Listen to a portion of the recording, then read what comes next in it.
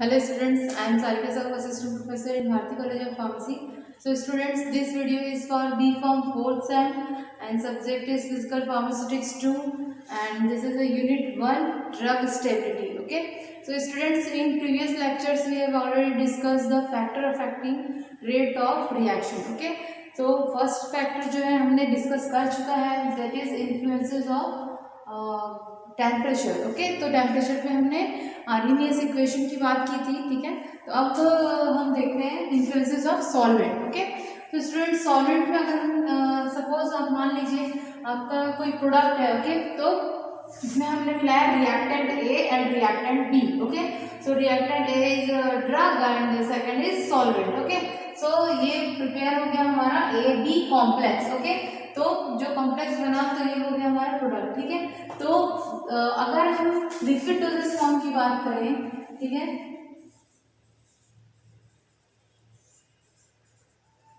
तो liquid dosage form में आपका आ जाता है सिरप। ठीक है, डिफरेंट टाइप्स के कोलॉइड्स हो गए। ठीक है, इमल्शन हो गया, सस्पेंशंस हो गए। ठीक है, तो ये सभी ओके स्टूडेंट्स, ये आपका इमल्शंस हो गया। ठीक है, तो ये सभी जो है सॉल्वेंट पे डिपेंड करते हैं। ओके, तो रेट ऑफ जो डिग्रेडेशन है, रेट ऑफ डिग्रेडेशन, ठीक है, हमने जो पढ़ा था। ठीक है, रेट ऑफ डिग्रेडेशन। ठीक है, रेट ऑफ डिग्रेडेशन जो है इन लिक्विड फॉर्म में सॉल्वेंट पे डिपेंड करता है। ठीक है, तो रेट ऑफ डिग्रेडेशन जो है वो सॉलिड लिक्विड फॉर्म में सॉल्वेंट पे डिपेंड करता है। ठीक है, तो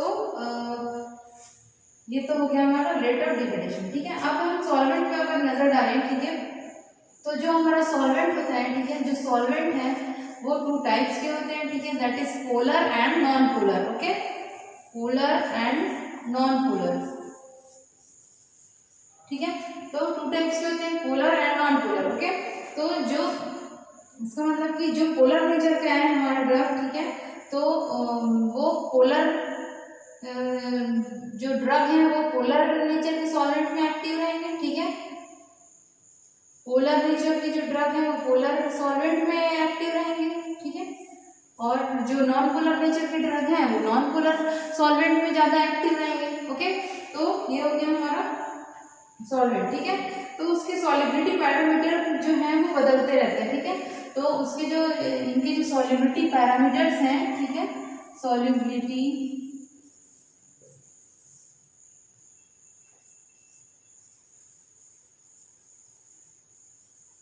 तो ये नेचर के हिसाब से जो सॉल्युबिलिटी पैरामीटर है वो चेंज हो जाते हैं। ठीक है, पोलर है अदर नॉन पोलर है। ठीक है, तो ये तो हो गया हमारा इन्फ्लुएंसेस ऑफ मतलब सॉल्वेंट्स का इन्फ्लुएंसेस क्या है हमारे रेट ऑफ रिएक्शन पे, ये हमको अभी जानना है। ठीक है, तो रेट ऑफ रिएक्शन या रेट ऑफ डिग्रेडेशन बोलिए आप। ठीक है, तो अब हम देखते हैं कि इसके लिए जो फॉर्मूला है, ठीक है, तो वो अगर हम देखें तो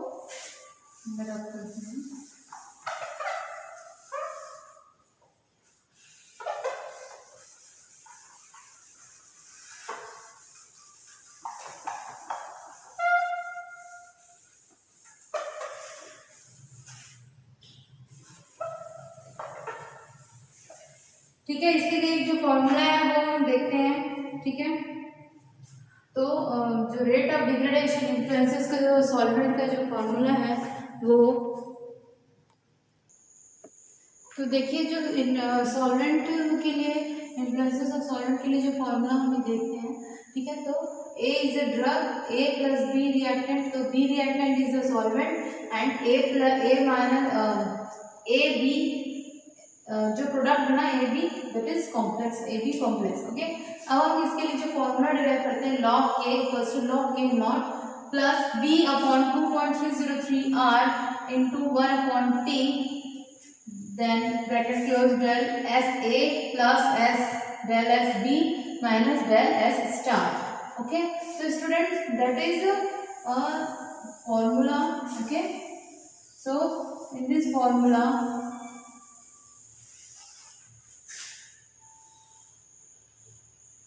ठीक है, तो इस फॉर्मूला में देखिए लॉग के जो है वो हम जानते ही हैं, लॉग के is a rate constant, okay, and log के नॉट, ओके, के इज अ रेट कांस्टेंट, के not is a rate constant eight indefinite dilutions. Indefinite dilutions means, indefinite dilution का मतलब ये होता है कि अगर किसी भी लिक्विड में अगर हम किसी हमारा जो प्रोडक्ट है, ठीक है, किसी भी सॉल्वेंट में अगर हम हमारा जो रिएक्टेंट है उसमें हम अगर सॉल्वेंट ज़्यादा बढ़ा दें, ठीक है, तो उसमें जो सॉल्वेंट में जो भी आपके रिएक्टेंट है वो जितना भी है वो पूरा डिजॉल्व हो जाएगा, यानी कि इनडिफिनाइट क्वांटिटी रहेगी सॉल्वेंट की, इसलिए इसको बोलते हैं इनडिफिनाइट डाइल्यूशंस, ठीक है।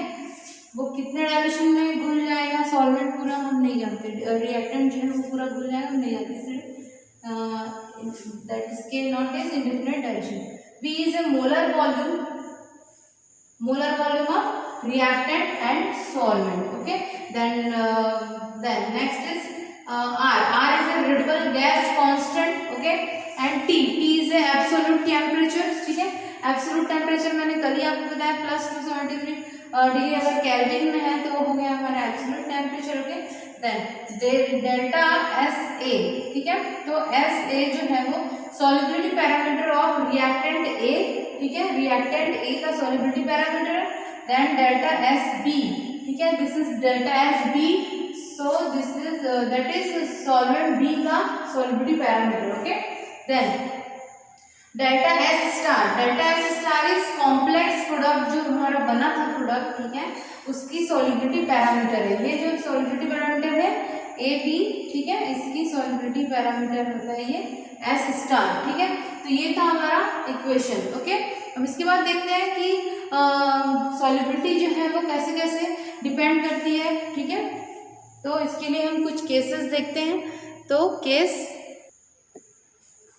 तो स्टूडेंट्स अब हम देखते हैं, अगर हम सॉल्वेंट की बात करते हैं, ठीक है, तो सॉल्वेंट जो है वो सॉल्वेंट की अगर हम बात करते हैं तो सॉल्वेंट जो है वो पोलर नेचर के, ठीक है। अब हम उनकी पोलैरिटी को देखें अगर, ठीक है, पोलैरिटी, रिएक्टेंट की पोलैरिटी और प्रोडक्ट बनने के बाद की पोलैरिटी, ठीक है। तो जो पोलैरिटी है, ठीक है, तो वो पोलैरिटी जो है वो चेंज होती है, ठीक है, जो पोलैरिटी है वो चेंज होती है, रिएक्टेंट की पोलैरिटी अलग होगी और प्रोडक्ट की पोलैरिटी अलग होती है, ठीक है। तो ये जो चेंजेस है इनको हम देखते हैं क्या चेंजेस आते हैं, ठीक है। तो जो पोलैरिटी है वो रिएक्टेंट की ज़्यादा होगी, प्रोडक्ट की कम हो जाती है, और अगर कभी प्रोडक्ट की रिएक्टेंट की ज़्यादा है और प्रोडक्ट की पोलैरिटी, प्रोडक्ट जो है वो बनने के बाद में कम हो जा रही है उसकी पोलैरिटी, ठीक है। तो एक केस हम देख लेते हैं, ठीक है। तो रेट ऑफ डिग्रेडेशन या रेट ऑफ रिएक्शन में क्या फर्क पड़ता है, ठीक है। तो हम इसको देखते हैं केस 1, ठीक है। तो अब देखिए यहाँ पे, ठीक है, जो रिएक्टेंट है, ठीक है, रिएक्टेंट है, ठीक है, और प्रोडक्ट, ठीक है,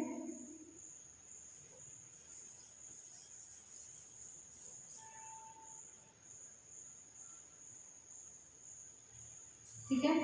तो ये जो रिएक्टेंट है वो क्या है, लेस पोलर है, ठीक है, और जब ये प्रोडक्ट बना तो ये हो गया, इसकी पोलैरिटी जो है वो प्रोडक्ट रिएक्टेंट की प्रोडक्ट की ज़्यादा है, ठीक है। तो ये प्रोडक्ट जब बना तो ये पोलैरिटी इसकी चेंज होती है, ये हो गया मोर पोलर, ठीक है। तो इसकी जो रेट ऑफ रिएक्शन है वो क्या हो जाएगा, रेट ऑफ रिएक्शन, यानी कि रेट ऑफ रिएक्शन बढ़ा मतलब कि आपका रेट ऑफ डिग्रेडेशन भी बढ़ेगा, ठीक है। तो इसमें आपका रेट ऑफ जो रिएक्शन है वो इंक्रीज हो जाएगा, ठीक है, बढ़ा हुआ रहेगा, ठीक है। अब हम दूसरे केस की अगर बात करें, ठीक है, केस 2 में, ठीक है, तो जो रेट ऑफ जो रिएक्टेंट है हमारा, ठीक है, रिएक्टेंट और प्रोडक्ट, ओके। तो देखते हैं इसकी पोलैरिटी क्या है, ठीक है। तो अगर जो प्रोडक्ट है वो हमारा हो गया लेस पोलर, ठीक है, और जो रिएक्टेंट था वो था मोर पोलर, ठीक है। तो इसमें जो रेट ऑफ रिएक्शन है, ठीक है, रेट ऑफ रिएक्शन जो है वो क्या हो जाएगा, डिक्रीज हो जाएगा, ठीक है। तो अब मानिए अगर रेट ऑफ रिएक्शन हमारा डिक्रीज हो जाता है, ठीक है, तो रेट ऑफ डिग्रेडेशन भी कम हो जाएगा, ठीक है, रेट ऑफ डिग्रेडेशन कम हो जाएगा,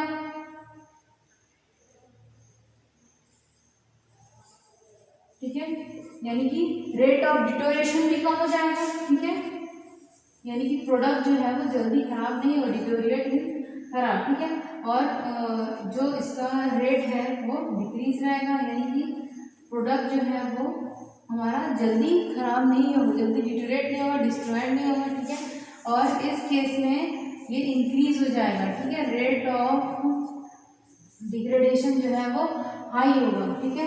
तो जो लेस पोलर है, ठीक है, और बाद में उसका जो प्रोडक्ट बना वो अगर ज़्यादा पोलर है तो पोलरिटी अगर ये ज़्यादा है तो उसका डिसोसिएशन आयनाइजेशन ये सब ज़्यादा होगा, ठीक है, तो उस वजह से रेट ऑफ रिएक्शन जो है वो काफ़ी ज़्यादा होगा, बढ़ जाएगा, रेट ऑफ रिएक्शन ज़्यादा होगा तो डिग्रेडेशन भी उसी रेट में फास्ट होने लगेगा, ठीक है, और ये जो अगर हमारा जो प्रोडक्ट रिएक्टेंट है अगर वो पोलर है और बाद में वो लेस पोलर हो गया प्रोडक्ट, ठीक है, तो रेट ऑफ रिएक्शन जो है वो कम रहेगा, डिक्रीज होगा, ठीक है, तो रेट ऑफ डिग्रेडेशन का जो रेट है वो भी कम होगा, ठीक है,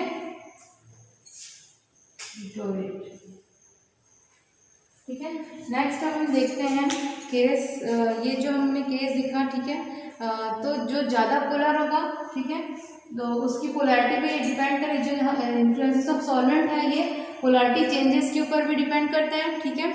नेक्स्ट अब हम देखते हैं इन्फ्लुएंसेस ऑफ आयनाइजेशन।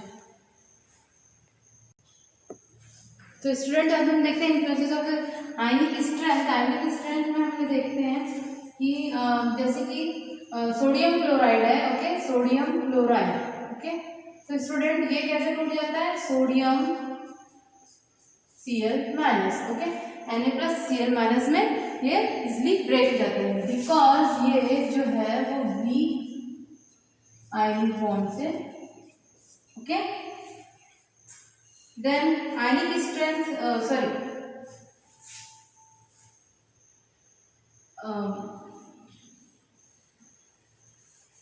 ये सोडियम क्लोराइड जो है, ठीक है, Na+Cl- में मिलता है, ठीक है, और इसका जो आयनिक स्ट्रेंथ है वो स्ट्रांग होता है, ठीक है, आयनिक स्ट्रेंथ जो है स्ट्रांग होता है, ठीक है। देन अगर हम देखते हैं CH3COOH, ठीक है, जो हमारा एसिटिक एसिड है, ठीक है, एसिटिक एसिड है, दैट इज वीक एसिड, ठीक है, वीक इलेक्ट्रोलाइट, ठीक है, ठीक है, वीक एसिड है ये,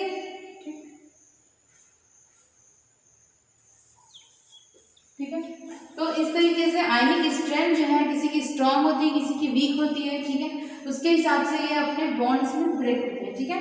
तो अगर ये जो आयनिक स्ट्रेंथ होता है इसको हम न्यू से डिनोट करते हैं, ठीक है, ionic strength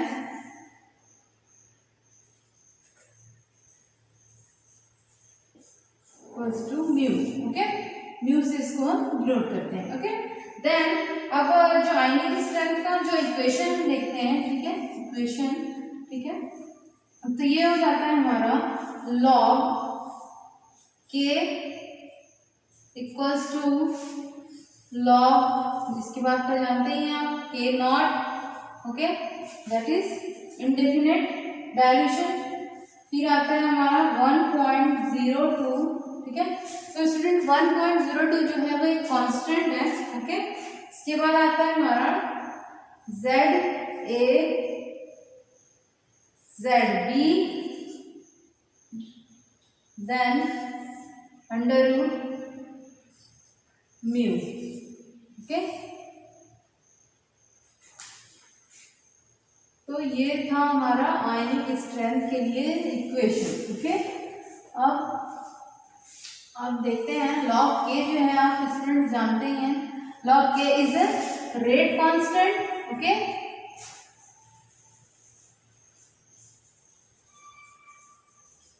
then K0 is a indefinite dilutions, ठीक है।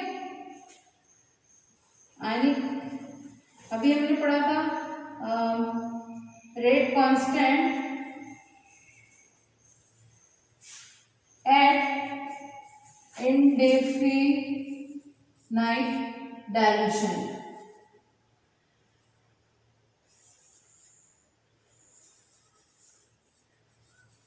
इंडेफिनाइट डायल्यूशन मीन्स जब तक कि हम सॉल्वेंट ऐड करते रहेंगे, जब तक कि हमारा जो भी रिएक्टेंट है वो पूरी तरीके से डिसॉल्व नहीं हो जाता। ओके, तो ये हो गया हमारा rate constant at indefinite dilution. Then ZA and ZB is, ठीक है, ZA एंड ZB जो है ये हमारा हो गया ionic strength,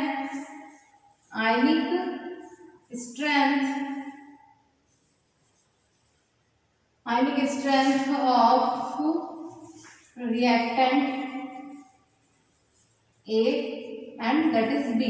Okay, ionic strength reactant or that is ionic B, and mu is the ionic strength constant. Okay, ionic strength constant. Okay, so that is the equation of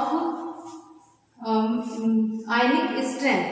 Okay, then अब हम इस equation में अगर हम बात करें तो जो रेट ऑफ रिएक्शन है, ठीक है, तो अब हम इस इक्वेशन की अगर बात करें तो ये जो हमारा रेट ऑफ रिएक्शन है, ठीक है, यहाँ देखिए आप, है ना, जो ये रेट ऑफ रिएक्शन है वो जो हमारा आयनिक स्ट्रेंथ म्यू है उसके डायरेक्टली प्रोपोर्शनल है। ठीक है, रेट ऑफ रिएक्शन। ओके,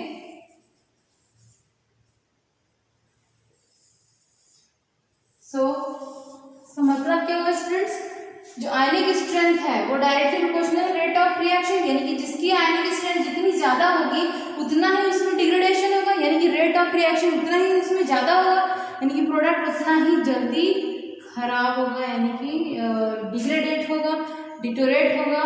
ठीक है, क्योंकि इसकी रेट ऑफ रिएक्शन जो है ये जो है वो आयनिक स्ट्रेंथ के डायरेक्टली प्रोपोर्शनल में है। ठीक है, तो स्टूडेंट्स, तो ये जितना ज़्यादा हमारा ये म्यू होगा, यानी कि आयनिक स्ट्रेंथ जितना ज़्यादा होगा, ठीक है, जितना ज़्यादा होगा, ओके, आयनिक स्ट्रेंथ, तो रेट ऑफ रिएक्शन भी उतना ही बढ़ेगा।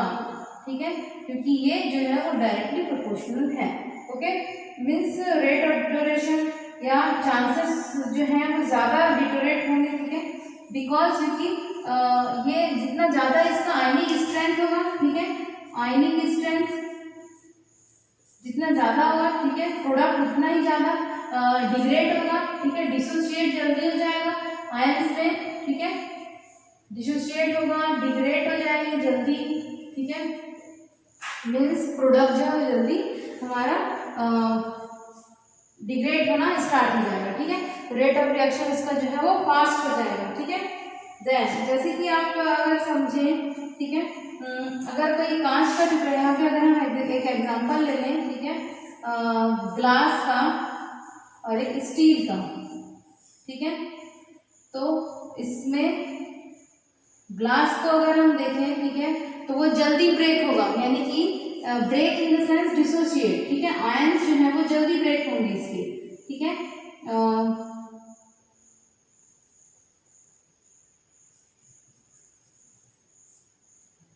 जैसे कि ग्लास जो है वो अगर हम कोई कांच का बाउल है कुछ है, ठीक है, अगर वो या कांच का कोई सामान है, ठीक है, वो अगर टूट रहा है, नीचे गिर रहा है, तो वो ब्रेक हो जाता है। ठीक है, इजीली ब्रेक हो जाता है, यानी कि जल्दी ब्रेक हो जाता है, और ये ब्रेक नहीं होता है। ठीक है, ठीक है, तो ये ब्रेक हो जाता है, ये ब्रेक नहीं होता है। तो इसमें break in the sense dissociate होना। ठीक है, तो ब्रेक इन द सेंस यानी कि इसके आयंस का टूटना। ठीक है, तो आयनिक स्ट्रेंथ जो है वो जल्दी ब्रेक हो जाएगी। ठीक है, और इसमें जो है आयनिक डिसोसिएशन जो है वो जल्दी नहीं होगा। ठीक है, तो इसी तरीके से अगर हम समझें कि आयंस जो है इसमें जल्दी टूट जाएंगे। ठीक है, आयंस जो है जल्दी ब्रेक हो जाएंगे। ठीक है, आयंस कॉइन्स जो है वो जल्दी ब्रेक होंगे, ठीक है, जल्दी टूट जाएंगे। देन आयनिक स्ट्रेंथ जो है इसकी ज़्यादा होगी, ठीक है, आयनिक स्ट्रेंथ जो है इसकी ज़्यादा होगी, ठीक है, इसकी आयनिक स्ट्रेंथ जो है वो कम होगी। ओके, सो डिटोरेशन जल्दी होगा, ठीक है। तो उसी तरीके से अगर हम यहाँ पे देखें तो आयनिक स्ट्रेंथ जिसकी ज़्यादा होगी उतना ही ज़्यादा वो डिसोसिएट होगा और जल्दी से जल्दी वो अपने आयंस में टूट जाएगा, ठीक है। तो ये था हमारा। अब एक और एग्जांपल देख लेते हैं, ठीक है। जैसे कि यहाँ पे हम देखते हैं, ठीक है, यहाँ पे आप देखिए ये प्रोडक्ट ये रिएक्टेंट है, ठीक है, रिएक्टेंट प्रोडक्ट। ओके, तो अब अगर हम देखें कि किस तरीके से ये ब्रेक होते हैं, अगर वो हम देखें, ठीक है, तो rate of reaction ion nature में डिपेंड करता है, ठीक है, कि वो जो रिएक्शन रेट ऑफ रिएक्शन है वो घटेगा कि बढ़ेगा, ठीक है, या इंक्रीज होगा या डिक्रीज होगा, ठीक है। तो रेट ऑफ रिएक्शन, ठीक है। अब हम देखते हैं प्रोडक्ट जो है वो हमारा ये ए है, ए जो है वो पॉजिटिव चार्ज है, ठीक है, बी जो है वो पॉजिटिव चार्ज है, ठीक है। तो जो प्रोडक्ट है, ठीक है, वो एसोसिएट नहीं होगा जल्दी, ठीक है, तो रेट ऑफ रिएक्शन जो है वो घट जाएगा, ठीक है। ये जैसे कि यहाँ पे एक और देख लीजिए माइनस चार्ज है, ये बी भी माइनस चार्ज है, ठीक है। तो जो प्रोडक्ट बनेगा वो जो प्रोडक्ट है वो उसके डिसोसिएट जो है वो वीक होगा वो, ठीक है, वो जल्दी उसका आयनिक स्ट्रेंथ जो है वो वीक होगा। ओके, आयनिक स्ट्रेंथ जो है वो वीक होगा, ठीक है। तो ये रेट ऑफ रिएक्शन जो है वो डिक्रीज हो जाएगा, ठीक है। और अगर इसी जगह पे हमारा अलग अलग चार्जेस के अगर प्रोडक्ट हैं, ठीक है, तो जो रेट ऑफ रिएक्शन है वो फास्ट हो जाएगी। या तो अगर ये अलग अलग चार्जेस या फिर न्यूट्रल चार्जेस हैं, ठीक है,